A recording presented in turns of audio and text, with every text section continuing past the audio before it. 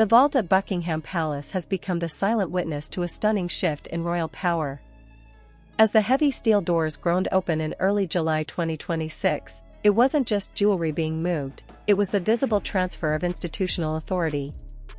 Under a direct and devastating sovereign directive signed by King Charles III, Queen Camilla has been stripped of her most prized collection, the historic diamond flower brooches.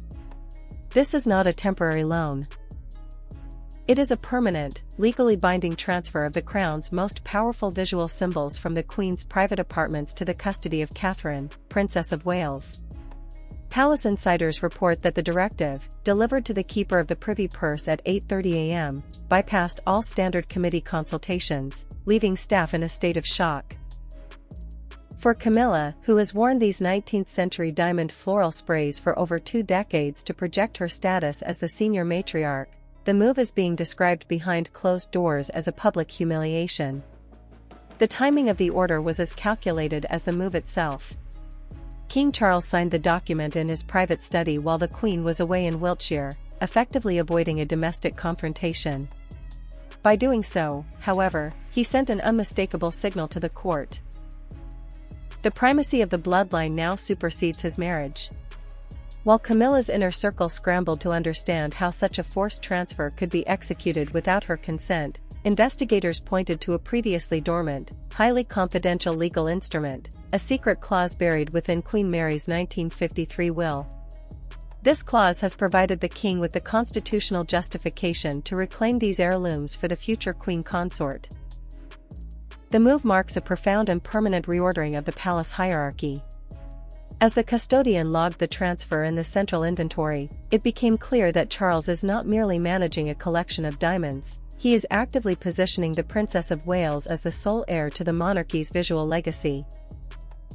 With these symbols of rank now residing at Kensington Palace, the battle for the crown jewels has reached its conclusion, and the future of the bloodline has officially secured its prize. Queen Mary, the iron-willed matriarch, had left behind a legacy that now serves as the ultimate weapon for the next generation. Her 1953 decree was clear. High-value heirlooms are not personal property but the permanent assets of the sovereign lineage, explicitly forbidding. William's legal team at the Duchy of Cornwall acted with surgical precision during their spring audit, uncovering that the diamond flower brooches, symbols of the monarchy's visual authority, had been retained in Camilla's private safe rather than returned to the central vaults. Viewing this as an attempt to absorb the pieces into a personal collection, William brought the evidence to the king, successfully arguing that the law of the lineage must be enforced to protect Catherine's future status. The transfer was carried out with chilling efficiency. By 10 a.m., the items were being transported under high-security escort to Kensington Palace, where Princess Catherine's dresser secured them into a private display case. Within 90 minutes, the visual legacy of the Queen Mother had been reclaimed by the direct bloodline, with not a single detail leaking to the press. This move was calculated to coincide with Catherine's high-profile return to public life in late 2026. By ensuring the Princess of Wales possessed these ultimate symbols of power, King Charles sent a global message: the true keeper of the monarchy's legacy is no longer the current queen consort, but the future one. Camilla's return to London was met with an empty safe and a cold administrative reality. Her demands for an explanation were silenced by the presentation of Queen Mary's 1953 will and the King's binding sovereign directive, a legal net from which there was no appeal. As the royal goldsmiths now perform a forensic audit on these treasures, weighing the 12.4-carat center stone against the historical 1953 registry, the reality is clear: the battle for the sovereign sparkles has concluded. This confrontation has left a permanent, bitter silence in the halls of Clarence House, confirming that the balance of power has definitively shifted toward Kensington Palace.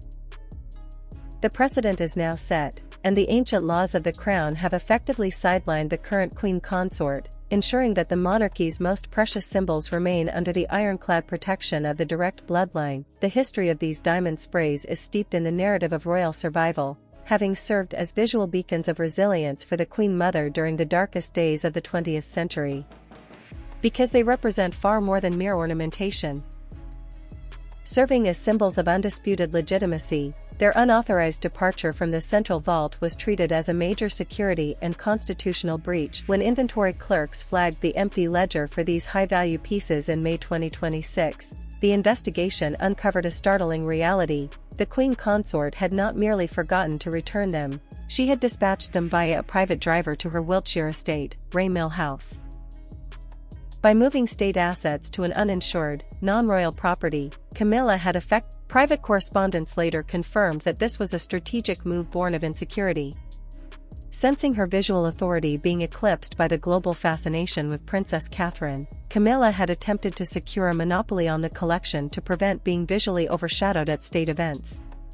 King Charles, backed by pressure from Prince William, who viewed this as a critical test of the Crown's asset protection, issued an uncompromising sovereign command. He gave the Queen Consort just 12 hours to return the diamonds, threatening a formal security recovery by palace protection officers if she failed to comply. While the physical items were returned to London, the act of theft proved a fatal miscalculation. William's insistence that the collection be physically and legally transferred to Kensington Palace transformed this security crisis into a permanent transfer of power. By authorizing this move, King Charles utilized the ancient mechanism of royal favor to formally signal that the Princess of Wales is the true, legitimate custodian of the monarchy's visual legacy. As the royal goldsmiths completed their final forensic verification of the 12.4-carat stones and the delicate trembling settings, the gold-trimmed boxes were sealed for their final transit. The diamonds have now moved from the control of the current Queen Consort to the private dressing suite at Apartment 1A. This transfer has fundamentally altered the power dynamic within the family. Camilla has been stripped of her most powerful visual armor, and the court has been left with an undeniable conclusion: the keys to the kingdom's visual legacy have passed from Clarence House to Kensington Palace. It was late July 2026, and inside the private dressing suite at Apartment 1A, Kensington Palace, the atmosphere was one of calculated transformation.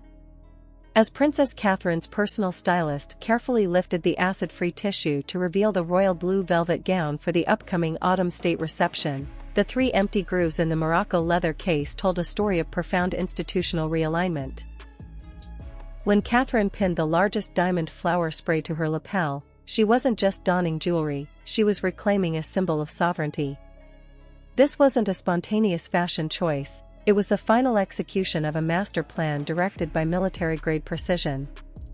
Following months of health-focused management, Catherine's return to the world stage in late 2026 had been engineered by her communications team to produce. The shift in the royal power structure had now manifested in the official protocol for the autumn season.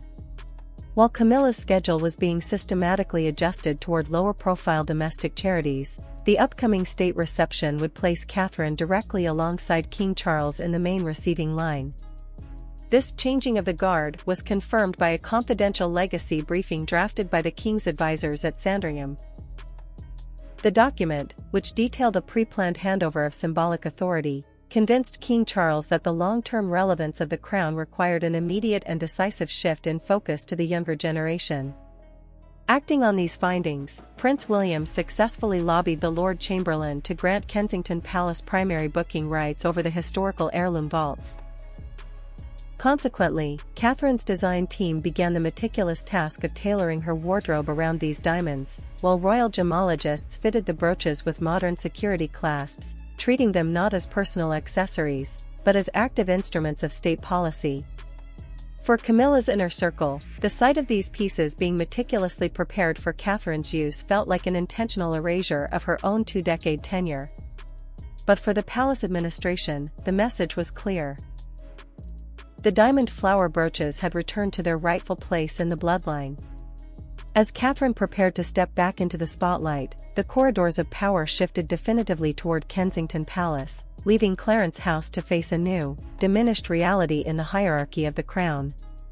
The shattering of porcelain inside Windsor Castle marked a point of no return. For Queen Camilla, who had spent over 2 decades meticulously rebuilding her standing and enduring the shadows of past scandals, the loss of these specific heirlooms felt like a calculated erasure of her tenure. She saw herself not as a placeholder, but as a dedicated servant to the crown who had earned her place, only to be sidelined as the institution pivoted toward the next generation. Her confrontation with King Charles was raw and unfiltered. She accused the king of cowardice, framing the transfer as a deeply personal betrayal that lacked even the basic courtesy of a face-to-face explanation. To Camilla, the diamonds were more than accessories, they were her ceremonial armor, and their removal was a public signal that her time as a central figure in the royal narrative was being systematically curtailed. However, King Charles remained unmoved, his response honed by constitutional advisors who had spent days preparing him for this exact moment. He adhered to a clinical, institutional defense. The move was a necessary alignment with the 1953 mandates of Queen Mary. He maintained that every visual asset must be deployed for maximum. The internal investigation into the power dynamics reveals that Prince William was the architect of this shift. He had not only monitored the brooch's absence from the central vault but had effectively leveraged his financial control over estate renovation budgets to demand their reassignment. William had presented his father with a stark ultimatum: authorize the transfer to Kensington Palace, or face the withdrawal of his support for upcoming high-profile family engagements. The tension only deepened when Camilla challenged the logic of the transfer, pointing out that Princess Catherine already held the most iconic pieces of the late Princess Diana's collection, including the sapphire engagement ring and the lover's knot tiara. To Camilla, the consolidation of these treasures at Kensington Palace wasn't about legitimacy. It was an aggressive gathering of the crown's most powerful symbols by the future queen, leaving the current queen consort to manage the realities of a diminished role as the monarchy's focus pivots permanently toward the young Princess of Wales. Camilla's sudden departure for Raymil House served as the dramatic coda to the War of the Brooches, leaving the palace to grapple with a profound constitutional and marital crisis. Her refusal to attend the scheduled church service at Windsor, coupled with her demand for guaranteed access to the secondary vaults at Lancaster House, ultimately collapsed against the king's refusal to concede. By the time the Lord Chamberlain was managing the fallout of her sudden absence, the institutional machinery had already moved to seal her fate. The publication of the formal decree in the London Gazette on July 30, 2026, codified this shift into law. By establishing a strict direct descent protocol, King Charles effectively walled off the Queen Mother's most significant heirlooms from any future encroachment by the current Queen Consort. The loophole that once allowed Camilla to treat state-adjacent jewelry as personal property has been decisively closed, and the diamonds are now permanently integrated into the Kensington Palace registry. For the House of Windsor, the implications are stark. The revision of the dress memorandum by the Master of the Household officially limits Camilla's visual choices. She is now restricted to pieces left by Queen Elizabeth II, while being barred from items that carry multi-generational symbolic weight for the direct lineage. Princess Catherine has been formally designated as the sole authorized user of the historic floral sprays for all international diplomatic events for the remainder of 2026. Prince William's strategic use of financial leverage and asset auditing has successfully positioned him as the monarchy's ultimate gatekeeper. Prince William has successfully leveraged the ancient laws of the crown to secure a definitive constitutional victory for his family, proving to the entire court that the integrity of the bloodline is non-negotiable. With the diamond brooches now firmly under the custody of the future queen consort, a clear, brilliant line has been drawn between the current reign and the future of the British kingdom. King Charles has spoken, and the battle for these crown jewels is officially over. By ordering the permanent handover of these historic diamonds to Princess Catherine, the king has signaled that the visual legacy of the monarchy will be preserved exactly as history intended. This raises the question: do you think Charles made the right decision by enforcing this strict lineage decree against Queen Camilla, or was this an unnecessary public humiliation for a queen who has served the crown faithfully for 2 decades? Share your thoughts in the comments section below. For more exclusive breakdowns and deep dives into the hidden power struggles of the British royal family, make sure to hit the subscribe button and turn on notifications. Thank you for watching, and I will see you in the next video.